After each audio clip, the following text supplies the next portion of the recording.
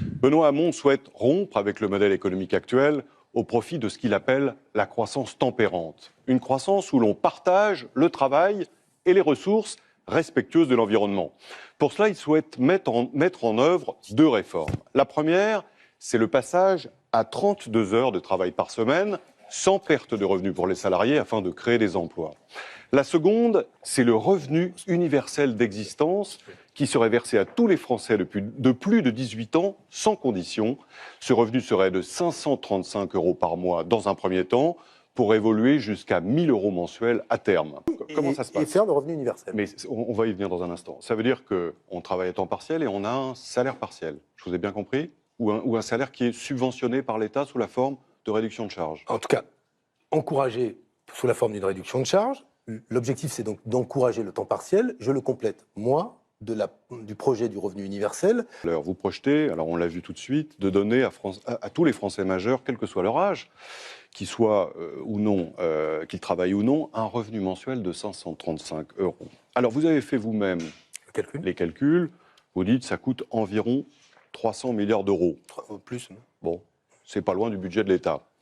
Comment financez-vous une somme aussi disproportionnée? Bon, vous me laissez le temps d'expliquer pourquoi j'en arrive à une proposition comme celle-là. C'est une nouvelle sécurité sociale.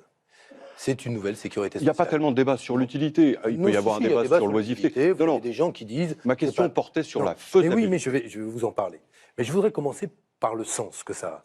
Parce que je comprends qu'on s'interroge sur la faisabilité, mais on n'interroge plus le sens des choix politiques qui peuvent être faits. Au moment où on a fait, en 1945, la sécurité sociale, on n'a pas demandé à M. Croizat, qui était le père de la sécurité sociale, de savoir immédiatement quelle est la tuyauterie, la robinetterie que vous allez faire. Le sens, c'était protéger contre la maladie et assurer la retraite pour tous. Au passage, quel était le PIB de la France en 1945 quand on est sorti de la guerre?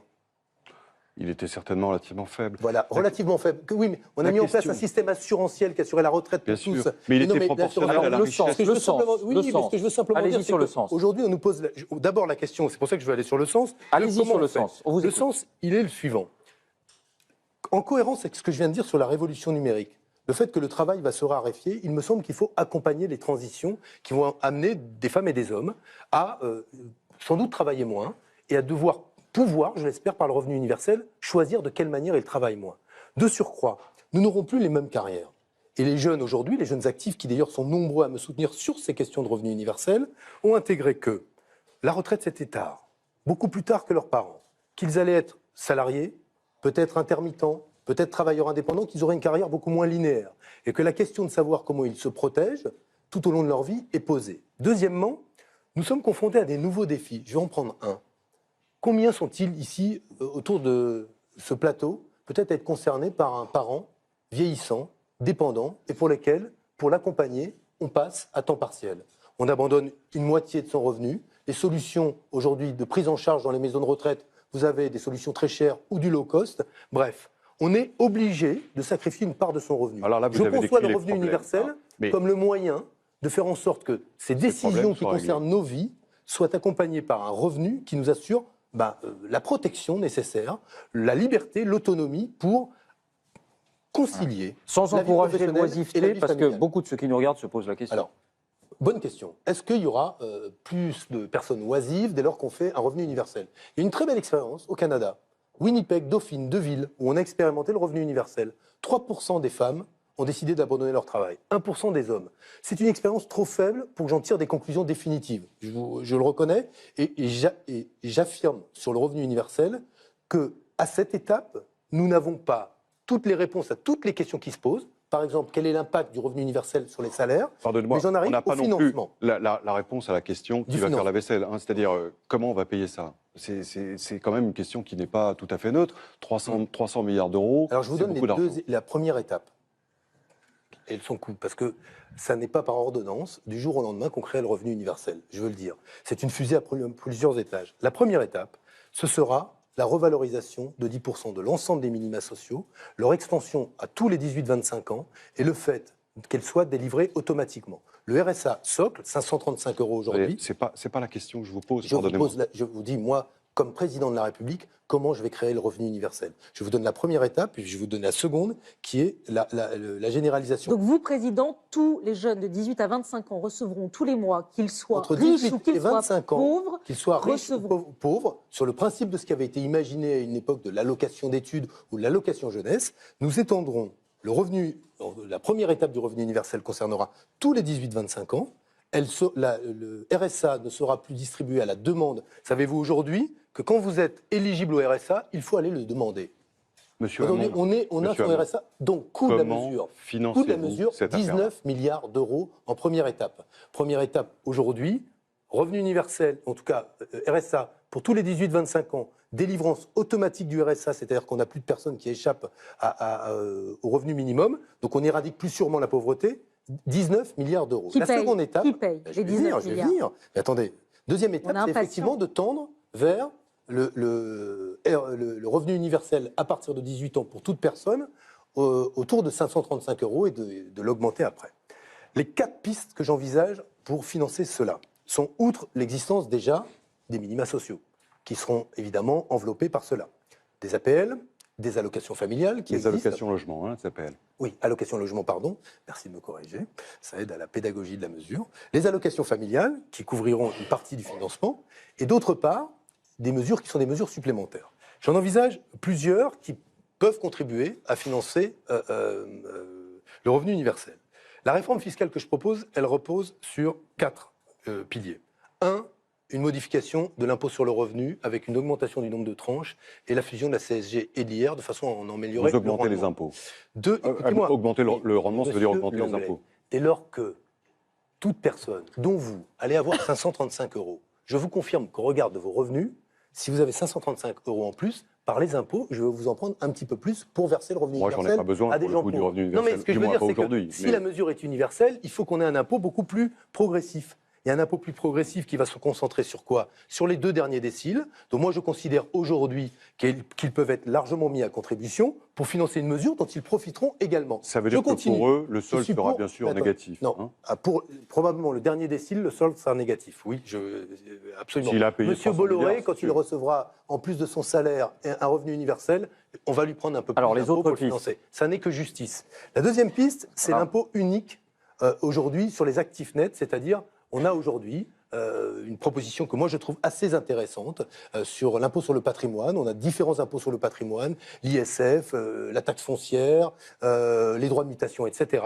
Je pense qu'il faut de la clarté, que dans ce domaine-là, il faut un impôt unique sur le patrimoine. C'est dans ce domaine que les inégalités sont les plus grandes entre les Français. On parle des inégalités de revenus. C'est en réalité sur les inégalités de patrimoine qu'elles sont les plus grandes. Et de surcroît, quand vous achetez un bien et que vous vous endettez, vous payez aujourd'hui, par exemple, la même taxe foncière que celui qui hérite d'un bien sans absolument s'endetter. Raison pour laquelle ils font un impôt unique, là encore, qui va nous permettre de flécher une partie des financements vers le revenu universel. Au total, ça va être plus d'impôts aussi, là. Hein. Non, mais toujours là où c'est le plus juste. Vous savez, la France, elle s'honore de prélever l'impôt à hauteur de la faculté contributive des personnes.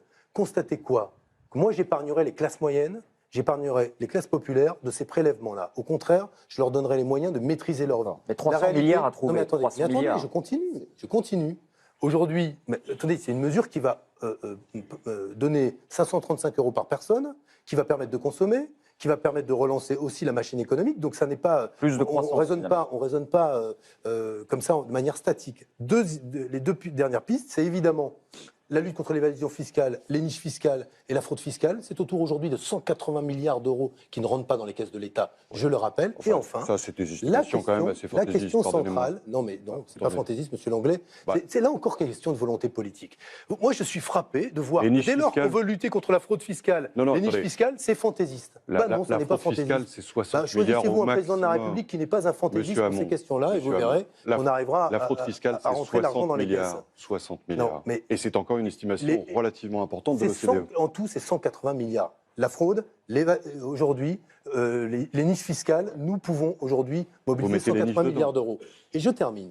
C'est qu'enfin, il nous faut un nouvel impôt qui ne pèse pas sur les hommes. Dis donc que d'impôts, hein, là. On augmente ce qui existe. Non, je viens d'en supprimer 3. La taxe foncière, je vous dis, un impôt unique sur le patrimoine. Oui, mais vous l'augmentez. Non, mais vous l'augmentez, mais je comprends que vous soyez inquiet, vous avez du patrimoine et des revenus. Non, non. C'est vrai que vous êtes dans la cible. On vous met à l'aise, on vous met à l'aise. Non, non, on essaie de comprendre. Je pense que tous les trois, vous êtes dans la Qu'est-ce cible. que vous en savez, Benoît? Mais je Bon, ça, viens de m'en rendre compte. Non, Je viens de vous m'en met à rendre l'aise, compte. pas Non, du mais tout.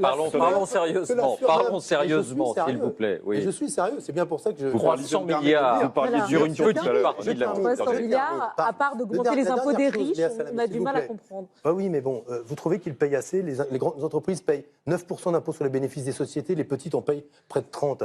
Vous trouvez qu'aujourd'hui, les ménages qui échappent le plus à l'impôt sont les ménages les plus riches. Donc, c'est pas sot. On a l'impression que vous pensez qu'aujourd'hui, un gouvernement ne cherche pas à réduire la fraude fiscale. Non, je termine. Il l'a fait. Ce gouvernement-là l'a fait, bien notamment à l'étranger. Mais j'aimerais que les corps de contrôle, notamment les corps de contrôle aujourd'hui dans le fisc, c'est-à-dire ceux et celles qui aujourd'hui font les contrôles fiscaux, soient un peu plus dotés qu'ils ne le sont. En réalité, on a moins d'agents pour faire des contrôles. Alors la dernière sur le piste, terrain. parce qu'il faut qu'on accélère, on me le dit. Piste, c'est les robots.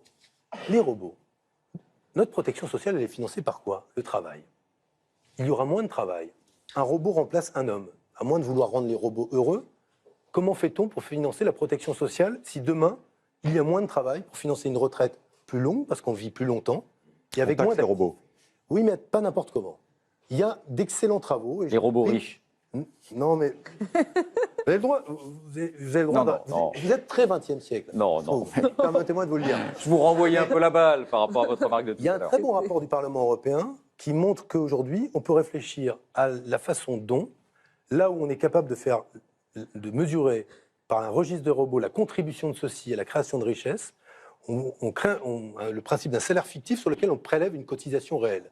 En clair, moi je vous le dis, oui, j'assume parfaitement de dire que si demain un portique remplace une caissière, que si demain une machine remplace un homme, il n'y a aucune raison que quand cette machine crée de la richesse, celle-ci ne cotise pas pour la retraite et la protection sociale de la personne. Sauf à accepter que demain on travaille jusqu'à 70 ans, et on peut accepter 75 ans, que notre retraite soit de plus en plus précaire, si on ne conçoit pas qu'il faut changer notre fiscalité dans ce domaine-là, notamment dans des secteurs qui ne sont pas exposés à la concurrence internationale, nous n'y arriverons pas. Donc moi, je l'assume. On a compris donc que vous voulez financer ça par des prélèvements, à la fois la refonte des prélèvements existants et l'augmentation et la création de nouveaux. Et je rappelle que chaque personne recevra un revenu universel en plus de son salaire ou de sa retraite, ce qui changera un peu la vie.